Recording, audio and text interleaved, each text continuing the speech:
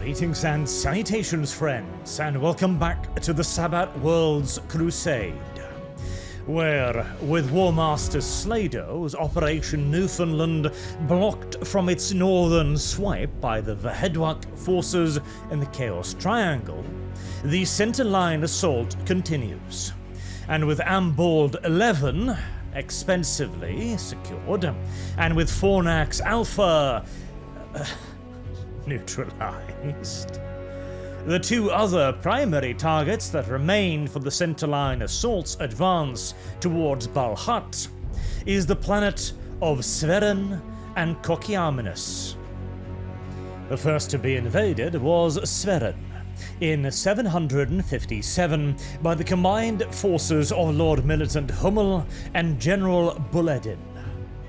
Severin was promising to be potentially a rare treat up until this point in the Crusade, where the enemy was expected to engage the invading Imperial forces in pitched battles, rather than simply hunker down in pre-prepared positions, as Severin was expected to have a sizable garrison, but not that much in heavily built-up areas. Oh, it had cities, of course, sizable ones as well, but at least no hive cities, allowing the Imperial Guard to finally meet the Chaos Heretics in something resembling an open battle. This immediately, of course, proved to be to the Imperium's benefit, as in the very first battle of the invasion, the Chaos Defenders were smashed and scattered after their leader, Magister Cuvello, was killed during the fighting. If only the archenemy would be willing to engage the Imperium's glorious host so openly more often. Having heard, however, their self-evidently over-optimistic assessment of their abilities to resist the glorious arms of the God Emperor in the field so conclusively proven incorrect, the enemy swiftly returned to the cities yet again, where they would have to be winkled out by the Imperial Guard.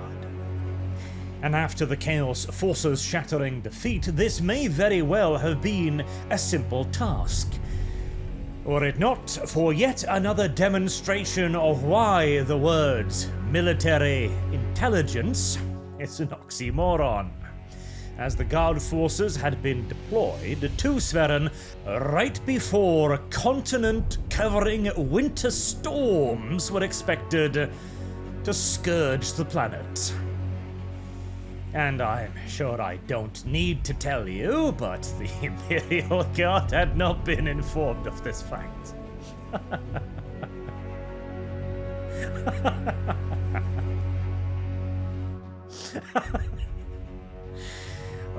Sometimes I wonder how the Imperium still exists. Anywho, this put a bit of delay on operations, of course, and gave the Chaos Defenders every opportunity they required to reform, resupply, and reorganize in an effort to halt and eventually turn the Imperium's invasion of Severin.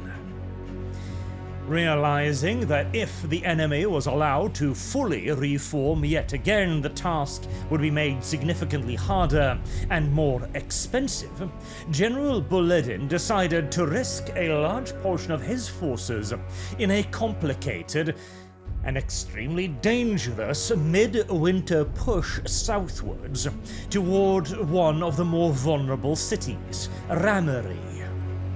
This operation was both saved and almost simultaneously ruined by the arrival of the spring rains, which brought enough of a gentling of the environment to allow his troops to not freeze to death, but also curse his columns with that most ever-present of foes for all military campaigns: mud. General Bulledin had placed himself and his men in a very exposed position, strung out over the Vuvuf tundra. If the enemy forces in Ramery had been larger than he had anticipated, Or if the enemy, crazy as they were, being chaos maniacs after all, were able to operate effectively during these weather conditions through natural or unnatural means, him and his army contingents may very well have been annihilated. But luck, as so often is the case, favors the bold.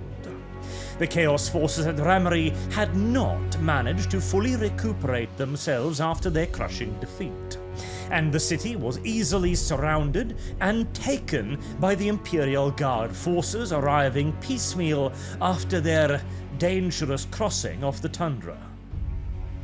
Less eager for an all-or-nothing military campaign, Lord Militant Hummel had ensconced himself in the north, where Imperial engineers had used the long and harsh winter months to build countless airfields, along of course with armoured shelters and the countless underground fuel bunkers required to sustain long-term aerial operations, as Hummel intended, with the aid of the Imperial Navy's Aeronautica Division, to not only gain air superiority for his forces as they moved in on the city of Olokis, but also to allow the Imperial Navy to carry out interdiction and logistical strikes against the enemy, forestalling any attempt on behalf of the Chaos forces to reorganize into a singular massed force, which might challenge the Imperial Guard's dominance of the planet. It took a mere 6 weeks to achieve this, as the Chaos forces had not really planned for an extended aerial campaign in defense of their planet, and now with complete air superiority, it was a simple enough task to deal with the remaining defenders holed up in Olokis. And, due to the concentration of aerial power, the logistical attacks against Nefa City also saw the enemy pinned in place within it, unable to organize any relief columns to go to the aim of Ramari or Olokis. Nefa City, then, was the last enemy stronghold on the planet. It was subjugated to a lengthy bombing campaign in the hope that this might convince the Chaos forces to scatter into the countryside and allow the Imperium to simply deal with a mopping up operation. But as is so often the case with Chaos, the hopelessness of their situation only seemed to motivate them further to one final sacrifice. As the remnants of the heretical defenders dug into Nefa City and fought with suicidal ferocity, to the point where it was costing the Imperium 1.5 man per meter of terrain gained. The butcher's bill was beginning to spiral out of control. General Buledin even offered his resignation to the Warmaster over what he perceived to have been a failure of command of seizing the city. The Warmaster, however, refused and, rather famously, simply instructed the general to do it again, referring to the massed wave-style assaults that the Imperial Guard had been launching upon Nefa City. But at least Buledin's offer of resignation had persuaded the Warmaster to give him one boon, as he managed to sway the Adeptus Mechanicus to dispatch the single Warlord-class Titan Victris Impassionata and attach it to the General's command for the duration of the siege of Nefa City. Under the watchful protection of its guns, the objective finally fell to the Imperial Guard on the 241st day of 758. As a further added bonus as well, the Chaos Force's second-in-command on the world, Father Bucher, was discovered to still be within the city. One had assumed that he would have abandoned the city to lead further rebel uprisings against Imperial control of Severin, but he had either not thought to do so, being overcome by zealous fury to stay and die with his fellow cultists, or he had simply not had a chance to. Regardless, with the death of the last real Chaos leader on the planet, any further resistance seemed unlikely, and Imperial rule could finally begin to settle in on Severin. And not a moment too soon for the Warmaster, who had been repeatedly frustrated by the slow and turgid advance of the Imperial cause in the Sabbat Worlds. At this point, any hope of a large-scale envelopment of Chaos forces was long since gone. The Imperial advance had quite simply been too slow. And indeed, the advance through the northern Chaos Triangle was still being stymied. The enemy had had all the opportunity in the world to reposition any troops that might be threatened by this maneuver.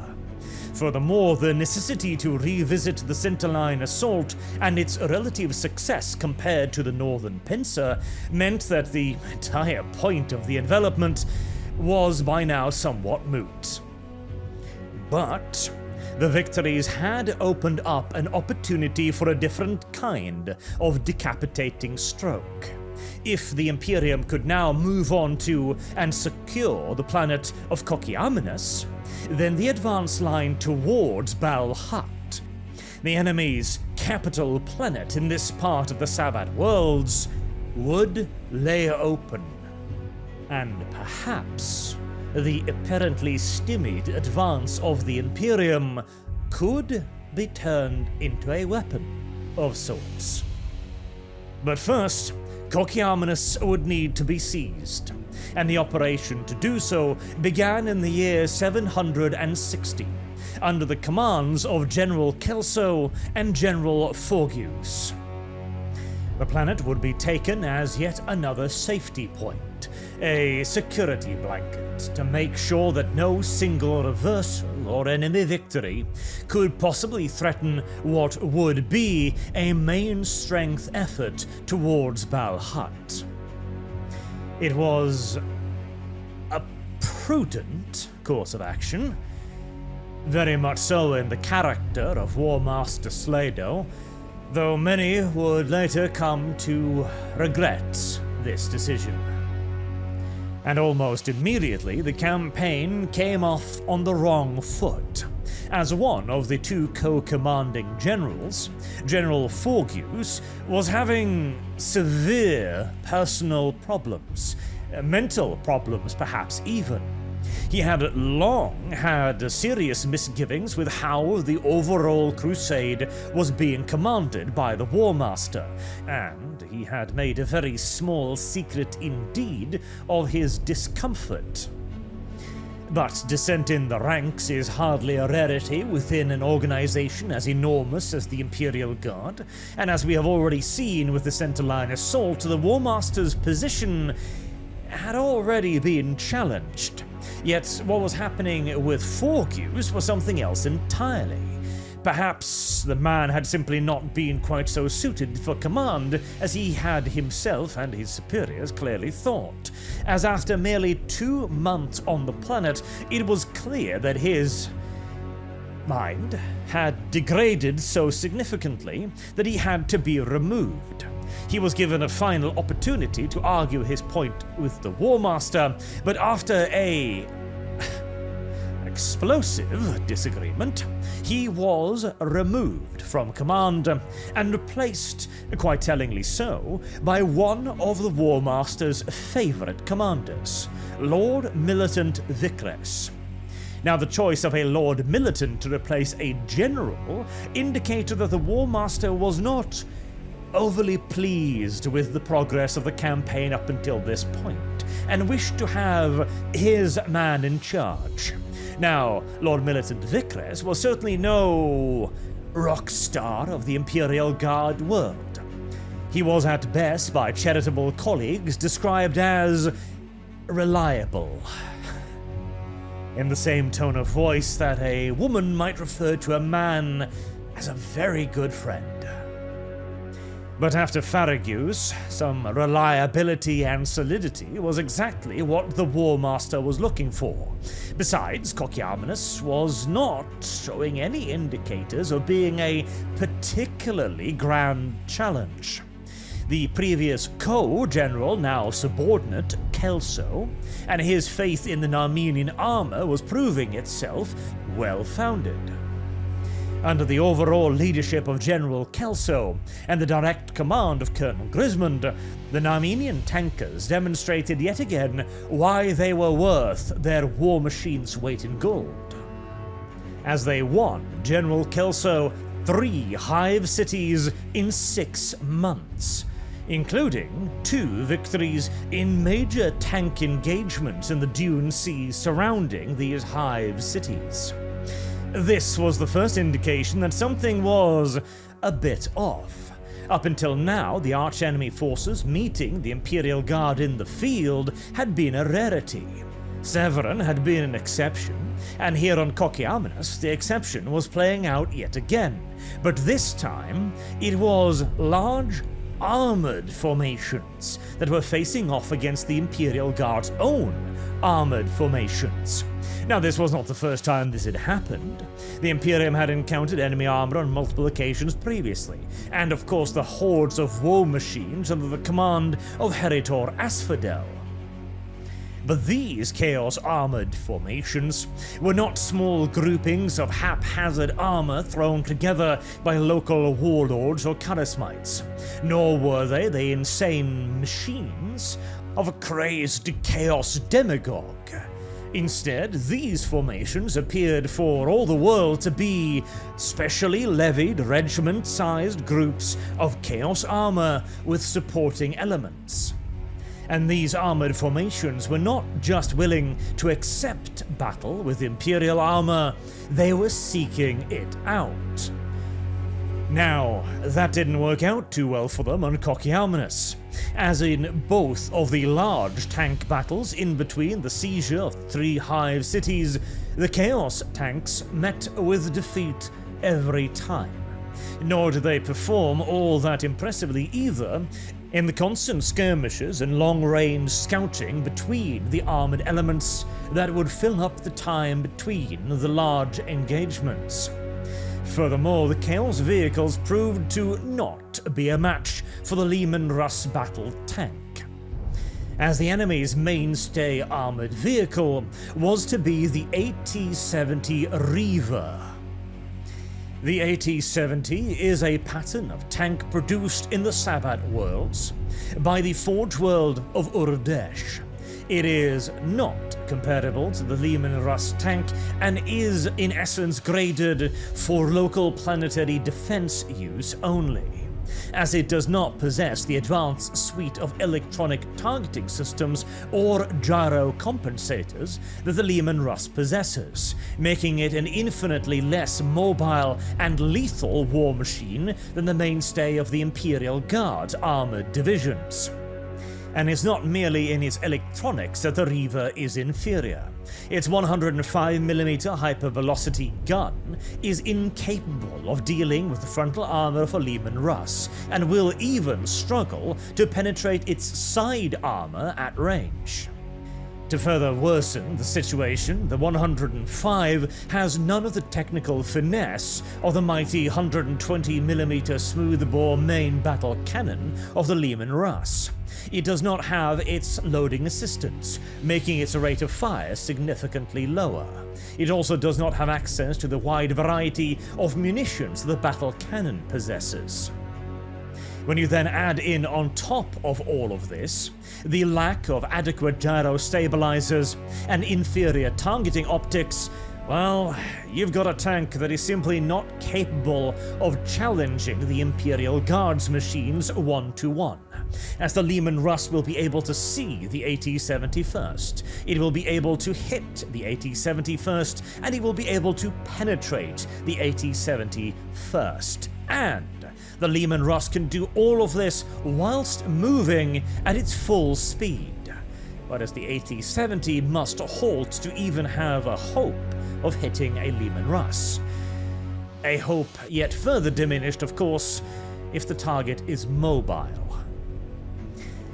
And as if to finish off the long list of inferiorities, the AT-70 also has inferior effective armor to a Leman Russ and still weighs more than a Leman Russ due to requiring more armor of an inferior quality to reach an inferior level of total protection.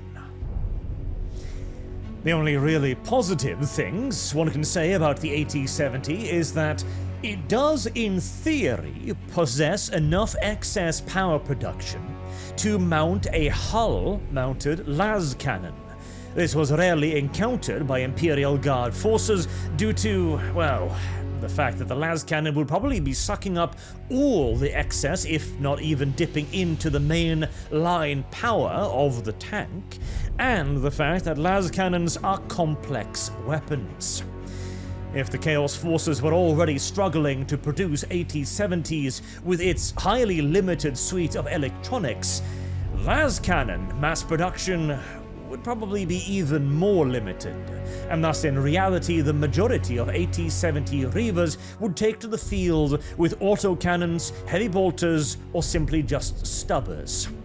As an additional bright side, the AT-70 is able to keep up with a Leman Russ, being roughly as fast as it, which doesn't sound like much of a positive, but it is actually a crucial positive, as the Reaver's only real chance against Imperial armor is to outnumber it, rush it, outmaneuver it, and hammer it into the ground with repeated impacts, hoping that the stress to the armor from the countless hits will eventually begin to see it crack and be overwhelmed. And of course, there is always the chance that a lucky shell will find some weakness or wiggle its way in between the hull and the turret. But the AT-70 was not the only vehicle deployed by the Chaos Forces. It was by far the most numerous and made up the backbone of their armored formations throughout the war, but they also possessed the AT-83, or Brigand. It was, by locals, referred to as the AT-83 Brigand Super Tank, but that name is somewhat misleading. It was yet another local design created by the Forge World of Urdesh in an effort to essentially create a localized pattern of the Leman Russ main battle tank, as this one possessed the same 120mm smoothbore cannon.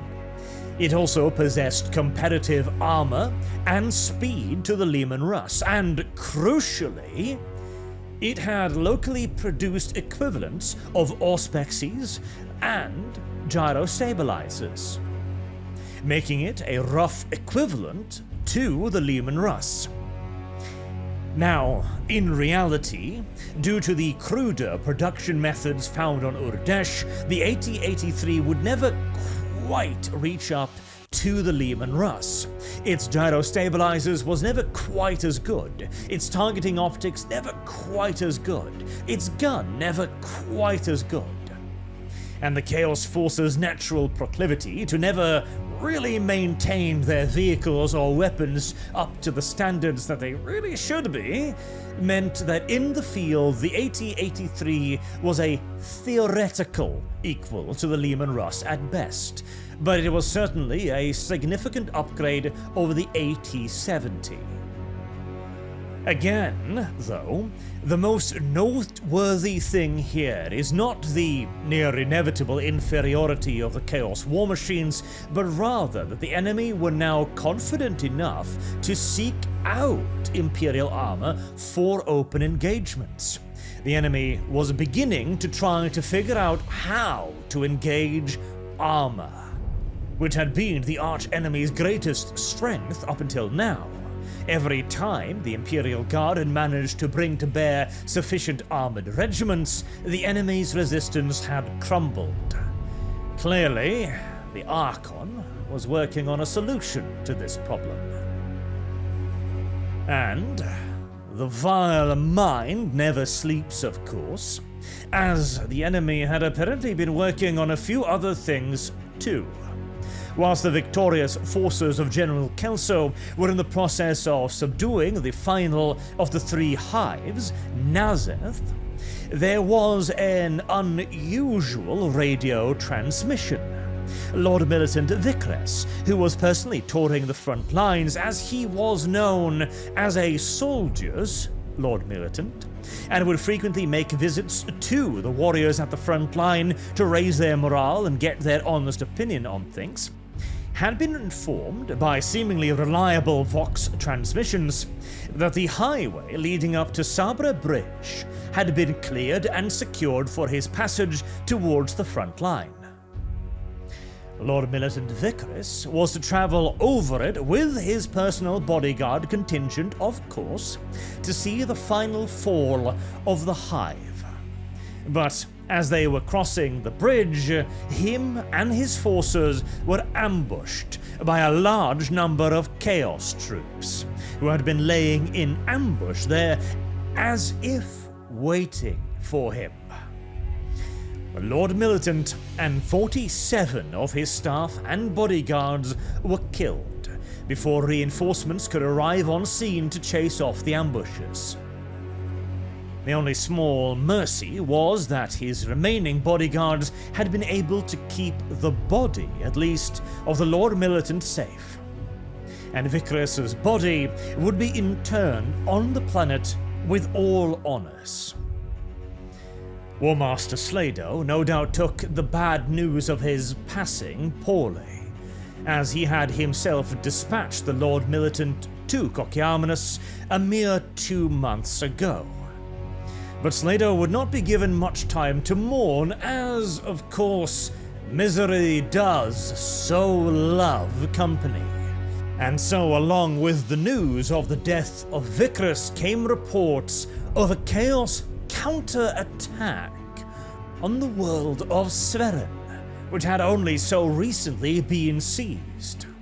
Large Verhedwak fleet forces had successfully contested the void above the planet and disgorged significant, albeit unknown, numbers of enemy troops onto the southern continent, where they were now digging in, preparing to advance upon the rest of the world. And with Fornax Aleph being a dodgy proposition, and Cociaminus currently still being contested, Severin was the only really viable route for an advance on Balhaut. After many years, the path towards that accursed planet had finally opened up before the Warmaster's eyes, only for the door to be slammed shut yet again as he prepared to issue orders for the reinforcements and retaking of Severin for the second time. The Warmaster's patience was beginning to run out. Until then, I have been Arch. Thank you all very much for listening, and I do hope to see you all again soon. Have a good day.